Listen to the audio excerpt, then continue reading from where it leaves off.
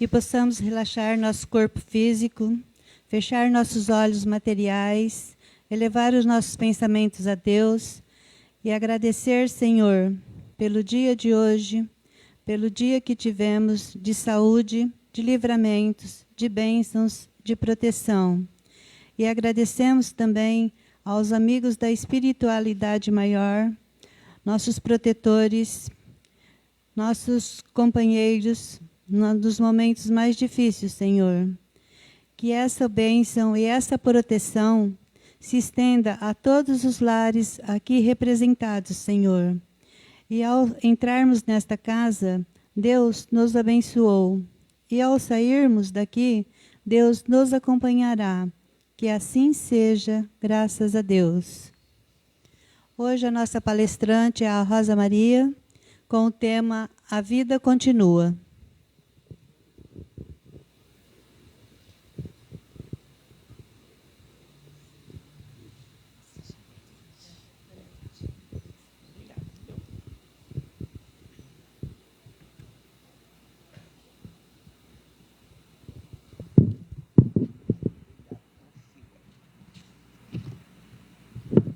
Boa noite a todos, muito bem-vindos. A vida continua. Hoje, 2 de novembro, foi o dia escolhido para homenagearmos todos aqueles amigos, conhecidos, desconhecidos, familiares, que já deixaram esta existência. É o dia de finados. Esse respeito instintivo que nós temos pelos desencarnados reflete a nossa crença íntima de que esses espíritos libertos dos liames da carne continuam vivos em alguma outra morada. E nos dá uma certeza absoluta de que a vida continua. Em parte, isso se deve ao fato de que muitas vezes, durante nossas existências, tênues lembranças de séculos atrás, talvez, de vidas passadas há tantos e tantos anos, insistem em aflorar no nosso consciente, principalmente durante o nosso sono do corpo físico e durante os nossos sonhos. Então, dificilmente nós encontramos uma pessoa que não queira acreditar que a vida continua. Mesmo aqueles que se dizem materialistas, que nada existe além do que aquilo que pode ser tocado, visto, mesmo aqueles lá no seu íntimo querem que isso não seja verdade e que exista, sim, vida além da vida. Afinal, seria muito decepcionante que após o nosso último suspiro, nada mais existisse. Mas nem sempre nós gostamos de falar em certos assuntos, e a morte, ou o desencarne, né, como nós espíritas achamos mais correto, porque a morte ocorre só para o corpo físico, ela é um desses assuntos que às vezes a gente diz assim, não quero falar sobre isso, né? Por que será que ainda existe, né, entre nós um certo desconforto em tratarmos de um assunto que é tão importante, né? Nós nascemos, vivemos, progredimos, morremos, tornamos a renascer.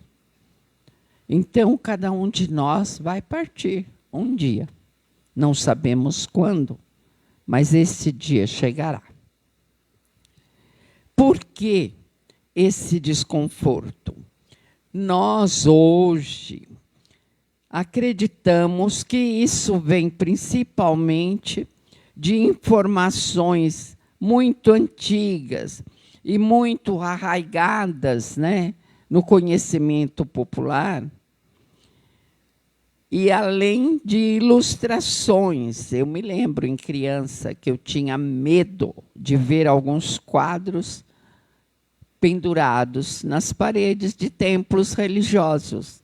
Nada de crítica aqui, apenas uma observação que não é só minha. Eu tinha medo, porque retratava o inferno eterno, aquele fogaréu, os espíritos com aquele rosto aterrorizado, né? E outros retratavam o céu, os anjinhos, etc. Mas havia figuras que, nos meus 7, 6 anos de idade, eu tinha medo. E, às vezes, à noite, eu lembrava deles e tinha medo mesmo, né?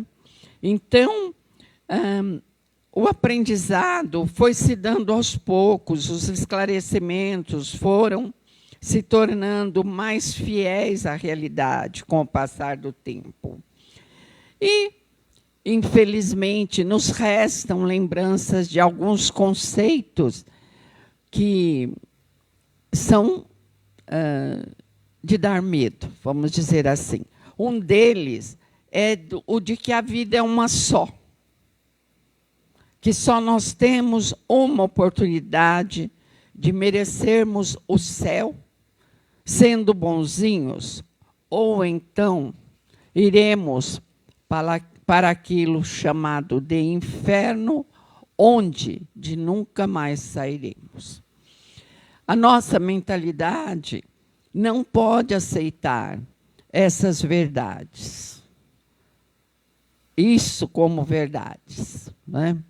Porque não é isso que acontece.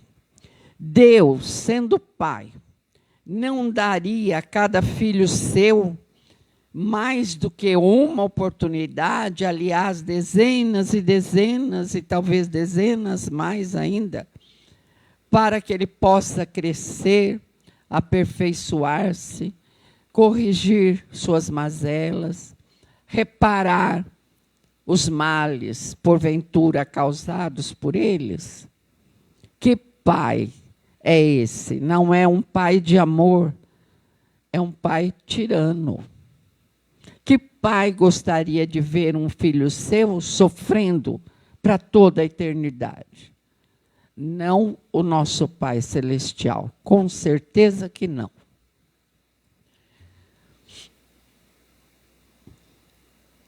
Isso, no entanto, hoje sabemos, especialmente por meio da doutrina dos Espíritos, que Deus é justo, mas também é um Pai cheio de amor e misericórdia.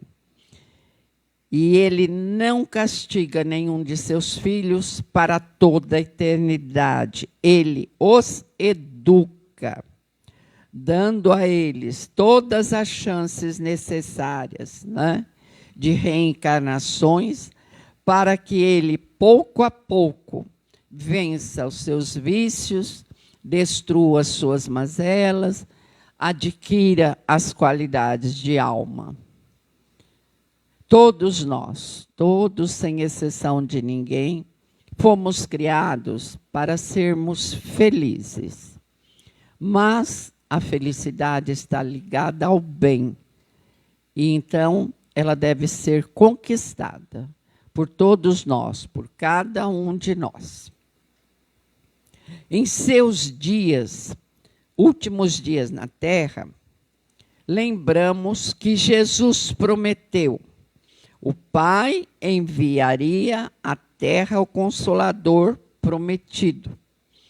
Quando a humanidade já tivesse crescido mais em entendimento, quando tivesse uma capacidade maior de entender até mesmo as lições que há mais de 1800 anos Jesus havia trazido para nós e que, com muita dificuldade, principalmente através dos seus exemplos, isto é fora de dúvida, mas principalmente por meio de pequenas histórias chamadas parábolas, pequenas comparações, usando o linguajar e o conhecimento próprio daquela época, para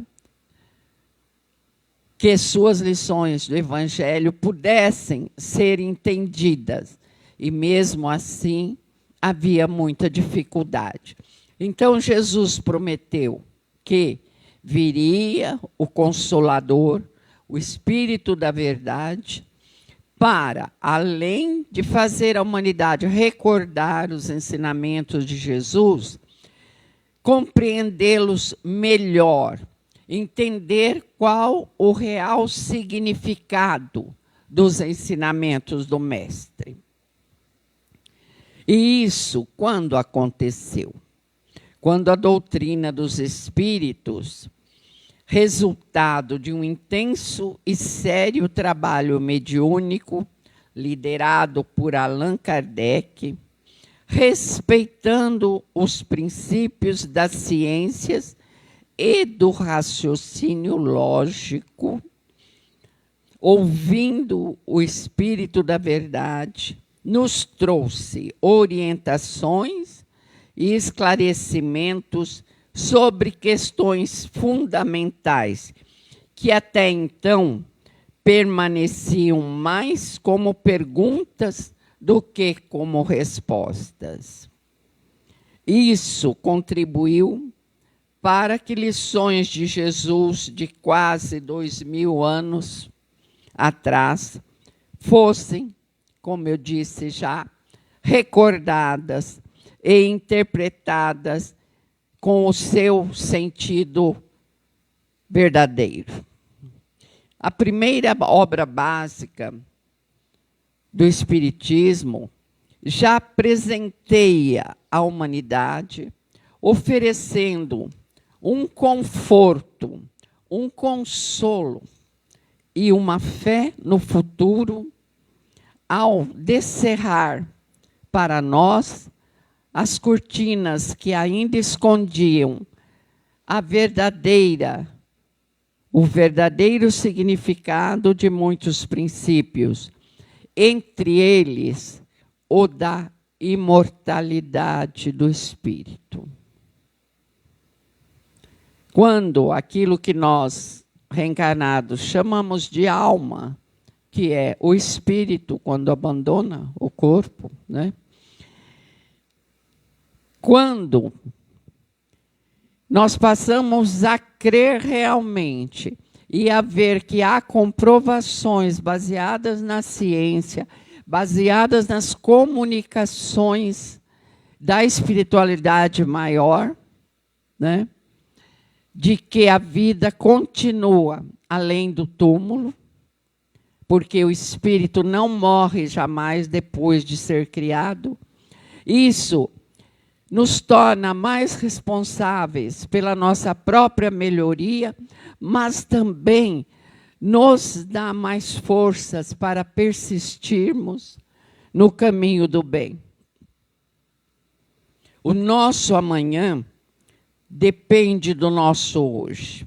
Depende das escolhas feitas no presente, porque nosso espírito, através de suas várias existências já comprovadas, né, vai herdando de si mesmo, a cada nova reencarnação, as qualidades nas quais já trabalhou e adquiriu, as virtudes já conquistadas, mas ainda vai notando que na sua bagagem espiritual há coisas que precisam ser melhoradas, outras corrigidas.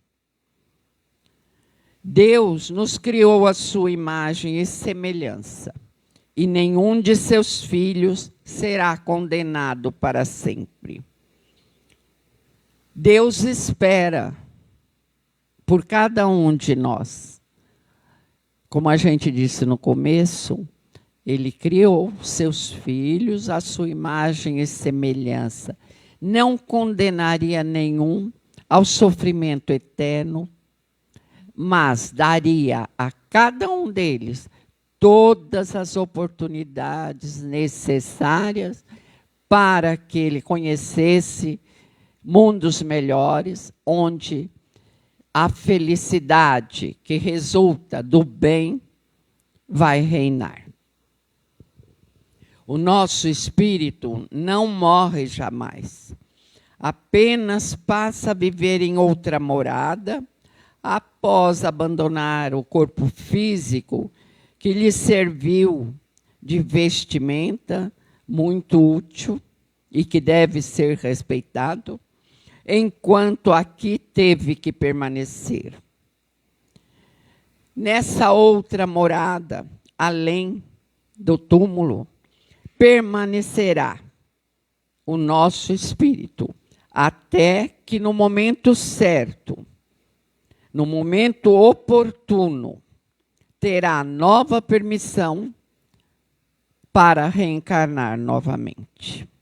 Nascer, morrer, renascer de novo e progredir sempre.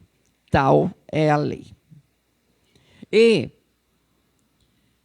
eu queria recordar, então, que nós, da doutrina, também visitamos o cemitério em alguns outros dias do ano, mas também temos o hábito de, no dia de hoje, visitarmos os túmulos. Levamos flores, alguns acendem velas e, enfim, oramos.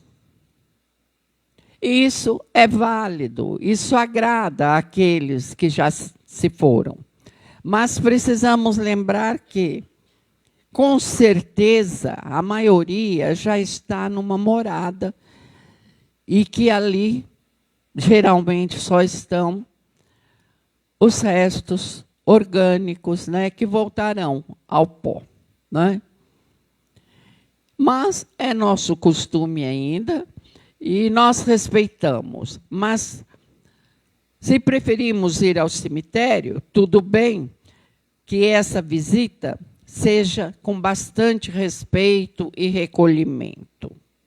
Porque a prece sincera, a lembrança amorosa, o agradecimento silencioso pelo tempo em que pudemos conviver com aquela pessoa que partiu, será agradável a ela, sim, e demonstra nosso afeto, nossa gratidão, nosso carinho.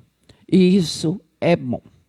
Mas é necessário que tenhamos esse preparo dentro de nós, que não vamos procurar ir lá, porque senão alguém vai reparar que eu não fui.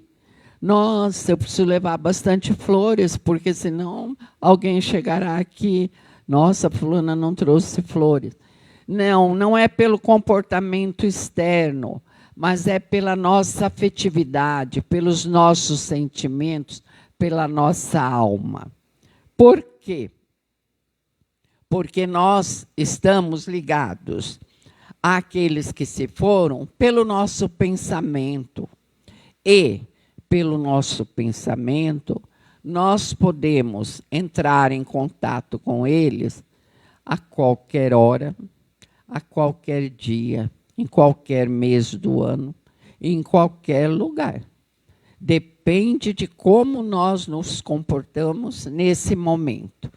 E alguns livros espíritas, eu acho que do Richard Simonetti, um deles, em que ele diz que os espíritos, nossos familiares e amigos, gostam muito de serem lembrados dentro dos lares onde eles viveram.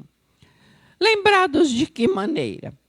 lembrados com saudades, mas sem revolta, lembrar os bons momentos, lembrar as qualidades, porque todos nós não somos feitos só de vícios e erros. Todos nós temos qualidades positivas. Eles gostam muito, disse o Richard Simonetti, um companheiro já desencarnado de Bauru, de serem lembrados em casa. Então, quando a gente lê e houve uma orientação de uma pessoa como do Ricardo Simonetti, a gente quer passar adiante. Queremos fazer a visita ao cemitério, tudo bem, com o devido recolhimento, que seja para orar, que seja para entrar em contato sentimental, afetivo e espiritual, que seja para trazer conforto, consolo, satisfação para aquele que já partiu. E nunca apenas para atender uma data na folhinha, percebem? Porque podemos fazer isso em qualquer dia, em qualquer lugar, e principalmente nos nossos lares, né? Vivamos hoje da melhor maneira possível, agora, dedicados a nos tornar um pouquinho melhores a cada dia, para assim garantirmos um amanhã mais abençoado e mais feliz. E eu vou, depois de terminar isso daqui, acho que dá tempo de eu ler é uma crônica, que não tem autor desconhecido. Mas eu vou terminar o que eu escrevi. Não nos esqueçamos que, ao despedirmos de alguém que retornou ao plano espiritual, a gente costuma dizer, vamos embora, a vida continua para nós, mas tenhamos certeza, continua também para ele, que temporariamente estará ausente de nós.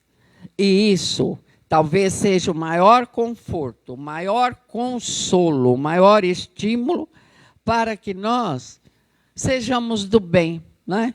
Por quê? Se nada existe além da morte física, se nada existe além túmulo, por que eu vou me esforçar em ser bom? Por que eu vou lutar tanto contra os meus vícios? Acho que não vale a pena, né? Olha, essa crônica eu gostaria de ler, ela é de um autor desconhecido. Chama Partidas e Chegadas. Me desculpem aqueles que já conhecem, mas eu também já conhecia e gosto muito dela. Quando observamos na praia um veleiro a afastar-se da costa, navegando o mar adentro, impelido pela brisa matinal, estamos diante de um espetáculo de beleza rara. O barco, impulsionado pela força dos ventos, vai ganhando o mar azul e nos parece cada vez menor. Não demora muito e só podemos contemplar um pequeno ponto branco na linha remota e indecisa, onde o mar e o céu se encontram. Quem observa o veleiro sumir na linha do horizonte, certamente exclamará: já se foi. Terá sumido? Evaporou? Não, certamente que não. Apenas o perdemos de vista. O barco continua do mesmo tamanho e com a mesma capacidade que tinha quando estava próximo de nós. Continua tão capaz quanto antes de levar ao porto as cargas recebidas. O veleiro não evaporou, apenas não o podemos ver, mas ele continua o mesmo. E talvez no exato instante em que alguém diz, já se foi, outras vozes mais além estarão a afirmar, lá vem o veleiro, do outro lado, né? Assim é a morte, é uma comparação. Quando o veleiro parte, levando a preciosa carga de um amor que nos foi caro, e o vemos subir na linha que separa o visível do invisível, dizemos, já se foi, terá sumido, evaporado? Não, certamente que não. Apenas também o perdemos de vista. O ser que amamos continua o mesmo. Sua capacidade mental não se perdeu. Suas conquistas seguem intactas, da mesma forma que quando estava ao nosso lado. Conserva o mesmo afeto que nutria por nós. Nada se perde, a não ser o seu corpo físico, de que ele não mais necessita além. E é assim que, no mesmo instante em que dizemos, já se foi, no mais além, outros dirão, felizes, já está chegando. Chegou ao destino levando consigo as aquisições feitas durante a viagem terrestre. A vida jamais se interrompe, nem oferece mudanças espetaculares, pois a natureza não dá saltos. Cada um leva sua carga de vícios e virtudes, de afetos, de desafetos, até que se resolva por desfazer-se daquilo que for necessário. A vida é feita de partidas e chegadas, de idas e vindas. Assim, o que para uns parece ser a partida, para outros é a chegada. Quantos estarão já na espiritualidade felizes para reencontrar aqueles que daqui partiram para lá? Não é mesmo? Pensemos dessa maneira, né? Um dia partimos do mundo espiritual em direção ao nosso mundo físico. Nascemos. Noutro, partimos daqui para o espiritual, num constante ir e vir, como viajores que somos da imortalidade. Então, além do túmulo, a vida continua para nós e para os que se foram. E, com certeza, haverá um reencontro naquele momento em que a espiritualidade maior julgar oportuno, necessário e benéfico, né? Porque as leis divinas não erram, né? E tudo que é realizado sob a providência do Pai é justo, é certo, não tem erros e contém misericórdia e muito amor. Boa noite.